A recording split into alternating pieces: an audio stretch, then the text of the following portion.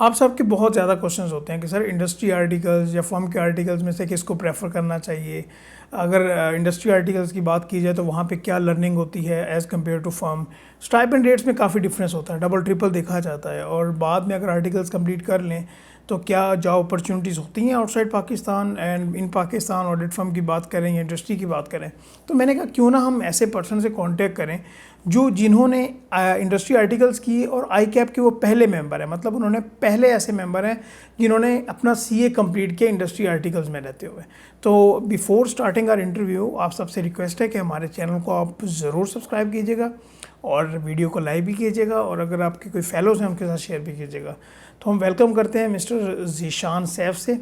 Mister Zeeshan Saif, thank you so much for joining us. Thank you very much Mehtab for inviting me to this platform. आपका बहुत बहुत शुक्रिया, आपने जिस ये लेगेसी पे इनवाइट किया। Like that's amazing for me, it's an achievement for me. मेरे लिए ये एक अचीवमेंट के मैंने है कि I get to be on your platform. आपके प्लेटफॉर्म से काफ़ी लोग like lots of new student get help from your platform. तो I wish and I hope कि आज का जो हमारा सेशन होगा, जो आपके कोई क्वेश्चंस होंगे मेरे लिए, आई विल ट्राई कि मैं उन्हें अच्छी तरह से रिस्पॉन्ड कर सकूं और उसकी वजह से जो नए लोग हैं या जो पुराने लोग हैं उन्हें कोई हेल्प मिल सके। ज़ीशान, मेरा पहला आपसे जो क्वेश्चन होगा वो होगा आपकी जर्नी के रिलेटेड कि आपकी सीए की जर्नी कैसी थी। क्या आपको जल्दी आर्टिकल्स मिल गए थे? क्या आपने भी स्ट्रगल की थी? और आपने क्या इंडस्ट्री को प्रेफर किया या आपको अपॉर्चुनिटीज़ नहीं मिली? काइंडली इसके बारे में हमें गाइड कीजिएगा पहले। It feels awesome, honestly speaking, it feels awesome. Like I didn't even know that I was the first person to qualify from industry until ICAP contacted me. उन्होंने मुझसे मांगी, तस्वीरें मांगी। उन्होंने कहा कि आपके इंडस्ट्री का आर्टिकल ख़त्म हो गए तो काइंडली हमें आप पिक्स दे दें, हम आपका एक्सपीरियंस शेयर करना चाहते हैं। तो मैंने कहा ओके, पिक्स दे देता हूँ। फिर पूछा आपका स्टेटस क्या है ना, तो आई सेड कि अल्लाह के फजल से मैं क्वालिफाई कर चुका हूँ। तो उनका wow, that's much more amazing than our earlier suggestion. तो इस हिसाब से फिर मैंने पिक्चर दी और वो निकला। लाइक सारे लोगों ने मुझे अच्छे हाथ से कंग्रेचुलेट किया and this is a quite a big achievement. Like for me ये बहुत बड़ी एक अचीवमेंट है। मैंने उसके बाद हर जगह लिखा है I am the first qualified CA from industry. Because जब मैं इंडस्ट्री में जा रहे थे तब लोगों ने काफ़ी बहुत से मेरे दोस्त थे जिन्होंने मना किया था कि डोंट गो, क्योंकि स्कोप का इशू है, जॉब्स का इशू आएगा, ये वो इशू आएगा, सब आएगा, यू वोंट बी, आप ज़्यादा नहीं सीख सकेंगे। But I am here. सीखा है कि नहीं वो मैं आपको आगे चल के बताऊँगा, लेकिन आई हैव क्वालिफाइड। इंडस्ट्री में क्वालिफाइड कर दिया, क्योंकि every chartered accountant is a chartered accountant, कोई डिफरेंस उसमें नहीं होता। 2014 में मैंने सी इंटर स्टार्ट किया था, 2016 के नवंबर में मेरा कैप हो गया था। फिर मैं आर्टिकल्स ढूंढने लग गया था। आर्टिकल्स ढूंढने मुझे 5 से 6 महीने लगे, लेकिन मेरी एक अटैम्प्ट ज़्यादा ज़ाया हुई उसकी वजह से। मेरा इंडक्शन एसएससीपी में हुआ है अप्रैल 2017 में। तो फ्रॉम नवंबर टिल अप्रैल तकरीबन 6 महीने ही बनते। 6 महीने मेरे ज़्यादा उस अरसे में मैंने सीवी हर छोटी बड़ी फर्म में मैंने सीवी भेजी, इंटरव्यूज़ दिए, टेस्ट पास किए, लेकिन सी मेरा एसएससीपी में था तो उधर हो गया। इंडक्शन प्रोसेस डिफ़िकल्ट, हमारे ज़माने में डिफ़िकल्ट था, उससे पहले भी डिफ़िकल्ट था और उसके बाद भी डिफ़िकल्ट ही होगा, क्योंकि फर्म्स कम हैं, बच्चे बहुत ज़्यादा हैं, से क्वालिफाई ज़्यादा हो रहे हैं और प्लस एंट्री बहुत आसान हो गई है। हमारे टाइम मॉड्यूल ए होता था, लेकिन उसके बाद जब इन्होंने एफ से स्टार्ट किया तो लोगों की एंट्री ज़्यादा हो गई, तो ज़्यादा लोग पास कर रहे हैं। इस वजह से इंडक्शन में इशू आएंगे और आप भी रहे हैं। मेरे अभी भी कुछ न्यू दोस्त हैं, मेरे दोस्तों के भाई हैं, they want to get inducted in the firm. वो अभी तक फर्म में इंडक्ट नहीं हो सके। 6 महीने, 7 महीने, 8 महीने हो गए हैं। तो ये चैलेंज थे। इसी चैलेंज को कैटर करने के लिए मेरे हाल में आईकेएप ने इंडस्ट्री आर्टिकल्स लॉन्च किए थे उसी साल में, 2016 में। तो फिर एसएससीपी फर्स्ट ऑफ द ऑर्गेनाइजेशन था, उसने अप्लाई किया, आईकेएप ने अप्रूव किया, उन्होंने एडवर्टाइजमेंट की। एडवर्टाइजमेंट के बाद फिर प्रॉपर एक सिलेक्शन क्राइटेरिया हुआ, 2 इंटरव्यूज़ हुए and then I was the sole person who got inducted in SSCP. SSCP में सिर्फ मैं ही था जो इंडक्ट हो पाया था उस टाइम। तो बस यही मेरी जर्नी थी आर्टिकल्स तक। बहुत माइन्यूट होता है, अगर आपके पास कोई रेफरेंस हो आप जल्दी फर्म में चले जाएं, वरना इट टेक्स टाइम। 4-5 महीने तो लग जाते हैं किसी के। ज़ीशान, मेरा आपसे अगला क्वेश्चन ये होगा स्टाइपेंड रेट्स के बारे में।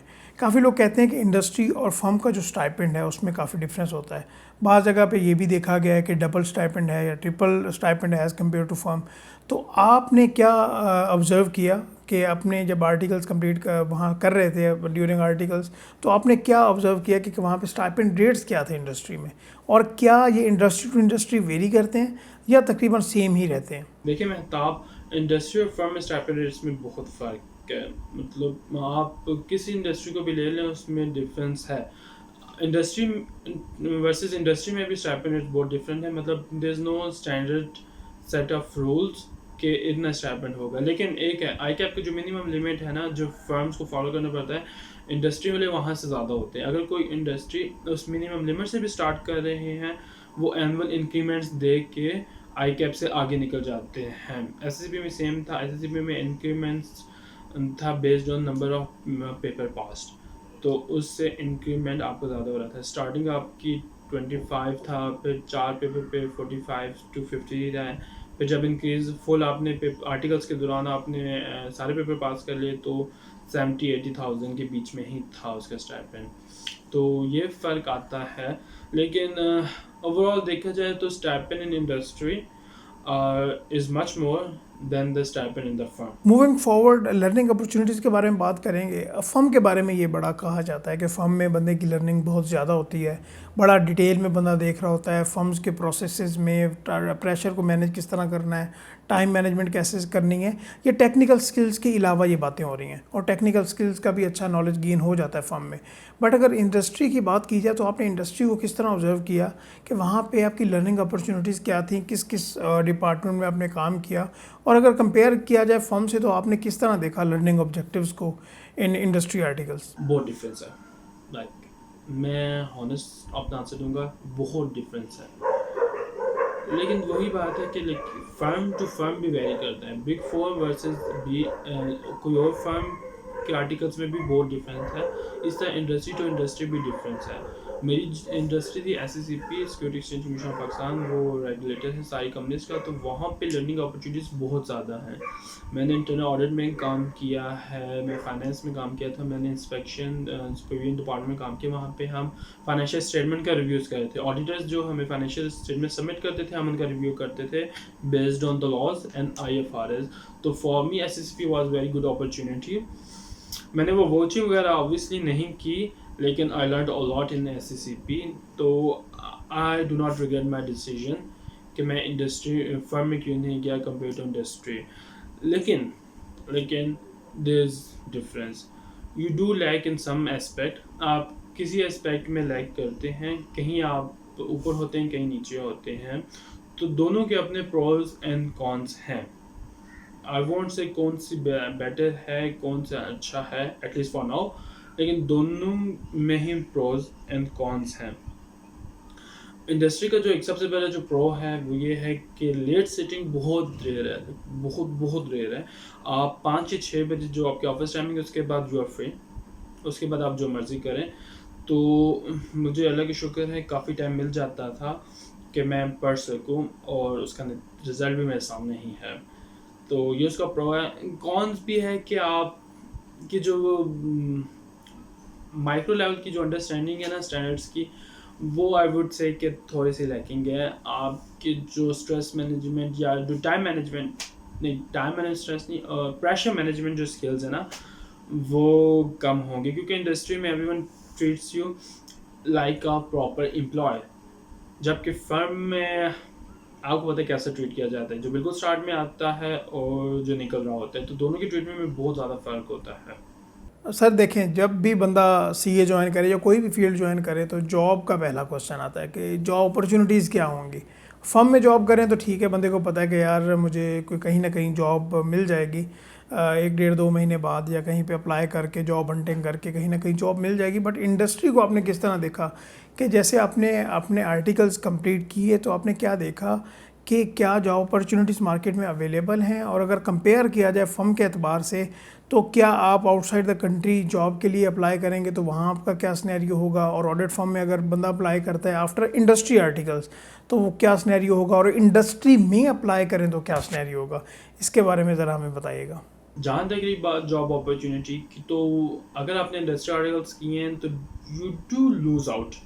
मतलब आप इंटरनेशनल अप्लाई नहीं, इतना ज़्यादा नहीं कर सकते, नहीं की जगह मैं कहूँगा इतना ज़्यादा नहीं कर सकते, बिकॉज वो फर्म को प्रेफर करते हैं। प्लस फर्म जो पाकिस्तान के अंदर जो फर्म्स हैं उसमें भी आप नहीं अप्लाई कर सकते, क्योंकि आपके पास फर्म का नॉलेज नहीं है, यहाँ तक आपका लिमिटेड होता है। वही आप इंडस्ट्री में जा रहे हैं, आप इंडस्ट्री में जॉब अप्लाई कर रहे हैं, वहाँ पे आपको एक एज ये हासिल है कि आप अपनी सीवी में लिख सकते हैं कि मैंने इंडस्ट्री में ही आना था, मेरा एक्सपीरियंस है ही इंडस्ट्री का, कंपेयर टू द बॉय जिसने फर्म से अभी निकला है, जिसके पास इंडस्ट्री का ज़ीरो एक्सपीरियंस है। मेरे पास 3-3.5 साल का एक्सपीरियंस है, तो इधर आपको एज है, आपका कॉन्फिडेंस ज़्यादा हाई होता है। तो ये थोड़ा सा फ़र्क मैंने नोट किया अपने मतलब जॉब हंटिंग के फेज़ में। उसके अलावा एक और चीज़ भी जो मैटर करती है, आप किस इंडस्ट्री में आपने काम किया और आपने वहाँ क्या सीखा, कैसे सीखा। अगर आप एक लेट्स एक एग्जांपल के तौर पे बैंकिंग इंडस्ट्री में आप गए हैं, बैंकिंग में आप उनकी कोई इंटरनल रिपोर्ट में रहे हैं, लेट्स से मतलब unrelated to our field, CA की फील्ड से ज़्यादा, तो आपको बैंक के अलावा जॉब मिलने में मुश्किल होगी। यही तरह अगर आपका एक्सपीरियंस इंटरनल ऑडिट में है, तो इंटरनल ऑडिट हर जगह होता है, हर में अच्छे कंपनीज में इंटरनल ऑडिट फंक्शन होता है, हर लिस्टेड कंपनी में इंटरनल ऑडिट फंक्शन लाजमी है। तो आप इंटरनल ऑडिट में जा सकते हैं, फाइनेंस में कहीं भी जा सकते हैं। तो ये भी मैटर करता है कि आपने इंडस्ट्री के अंदर रह के भी क्या सीखा है। जहाँ तक बात रही महताब सैलरी की, तो आई वुड से कि इक्वली ही है। लाइक अगर तो जहाँ कंपनी जिधर आप जा रहे हैं, अगर इट्स नॉन कंपनी या इंटरनेशनल कंपनी या लिस्टेड कंपनीज है, तो वहाँ के ट्रीटमेंट में इतना ज़्यादा आपको फ़र्क नज़र नहीं आएगा फर्म के आर्टिकल्स वर्सेस इंडस्ट्री आर्टिकल्स। लेकिन जो बात मैंने नोट की है ना, कि अगर आप फर्म में लेट से आप as a C A finalist आप फर्म से निकले हैं और आपने जो लास्ट वहाँ से स्टाइपेंड लिया है वो 14 या 15 या 20,000 निकला है, और आप कंपनी जाके कहते हैं मुझे 80,000 या 90,000 चाहिए, तो आगे जो बंदा बैठा होता है उसके लिए भी इट्स अ लॉट। 20 से 80,000 का jump is a big jump versus आप इंडस्ट्री आर्टिकल से निकले, आपने लास्ट जो ली है वो लेट से 40 या 50,000 ली है, आप कहें मुझे 80,000 चाहिए, तो दोनों के सुनने में और दोनों का जो इम्पैक्ट है ना, वो डिफरेंस है। 40 to 80 jump is not as big as 20 to 80 jump. तो ये एक चीज़ मैंने नोट की। बाकी तो वो कंपनी टू कंपनी वेरी करती है, अच्छी कंपनीज अच्छे से पैकेज देती हैं, नॉट सो गुड कंपनीज फिर पैकेज भी अपने हिसाब से देती हैं, तो ये mainly company to company vary करता है। और माशाल्लाह जिस तरह आपने सीए क्वालिफाई किया है, और अगर इंडस्ट्री में रहते हुए कोई बंदा सीए क्वालिफाई करता है, तो किस तरह आप देखते हैं कि क्या वो अपनी कंसल्टेंसी लॉन्च कर सकता है, क्या वो अपनी ऑडिट फर्म की तरफ जा सकता है, इसके बारे में भी बताइएगा। महताब, जहाँ तक मेरा नॉलेज है और जहाँ तक मैंने सर्च किया है, मैं जब इंडस्ट्री आर्टिकल्स में गया था ना, तो मुझे लोगों ने कहा था ना कि छोड़ दो इंडस्ट्री आर्टिकल्स और फर्म आर्टिकल्स की तरफ जाओ, क्योंकि वहाँ पे है, यहाँ पे इंडस्ट्री का आर्टिकल्स का इतना फ़ायदा नहीं है। तो जब उस टाइम मैंने जो सर्च किया था, या उसके बाद अब तक अपडेट मुझे कोई मिली नहीं। मैं अपडेट ऑब्वियसली इस चीज़ पे मैं थोड़ी सी नज़र रखने की कोशिश कर रहा होता हूँ, ये है कि no, that's no, you can not open your firm जब तक आपके पास एटलीस्ट 2 साल का फर्म का एक्सपीरियंस ना हो। आप अपनी फर्म ओपन करने हैं, आपको 2 साल का किसी और फर्म में आपका एक्सपीरियंस होना चाहिए, तब अपनी फर्म ओपन कर सकते हैं।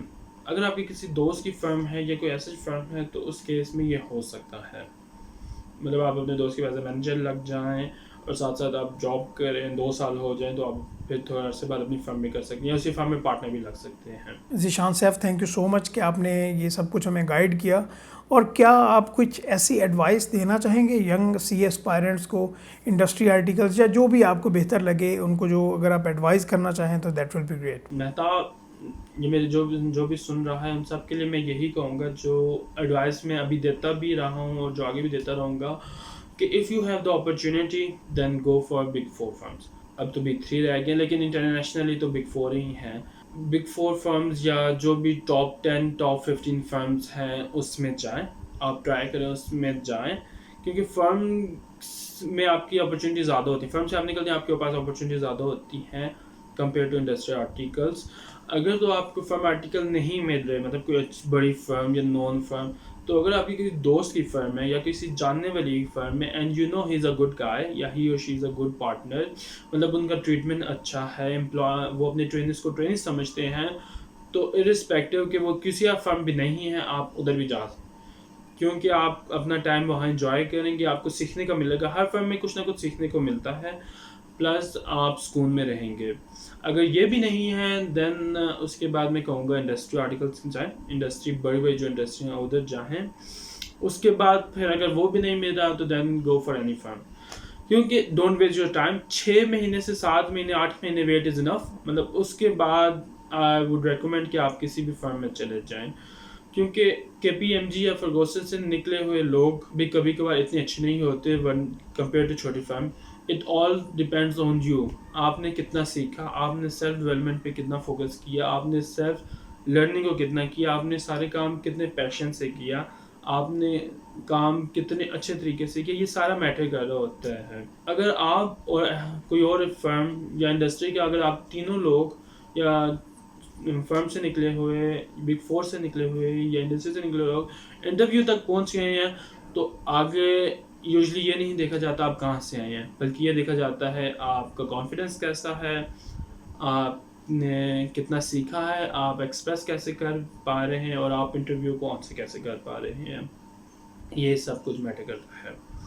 और इसी से मुझे एक और चीज़ याद आई कि आई वुड रेकमेंड कि टोस्ट मास्टर क्लब है, आई कैप ने वो स्टार्ट किए हुए हैं, आप उस सब में भी लाजमी जाएं, उसकी फ़ीस भी नॉमिनल है, तो इससे ना आपको एक्सप्रेस करने का मौका मिल जाएगा। लाइक टोस्ट मास्टर में आप जाएंगे ना तो वो आपको सिखाएंगे कि आपने एक्सप्रेस अपने आप को कैसे करना है, आपने क्या बोलना है, कहाँ बोलना है, और प्लस जो आपको कॉन्फिडेंस बूस्ट है वो बहुत हाई होगा।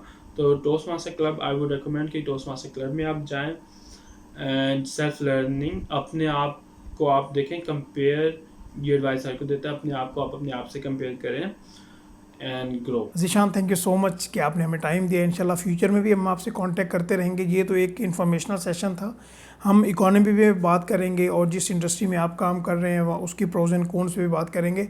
Thank you so much. Once again, Mehtab, thank you so much for having me over. I enjoyed our session. मतलब मुझे आपसे बात करके बहुत अच्छा लगा and I wish and I hope कि जो मैंने बातें कही हैं उससे किसी ना किसी का कुछ फ़ायदा हो, और अगर मेरी किसी बात से किसी कोई हर्ट हुआ है तो I apologise for it and best of luck to everyone listening. Thank you.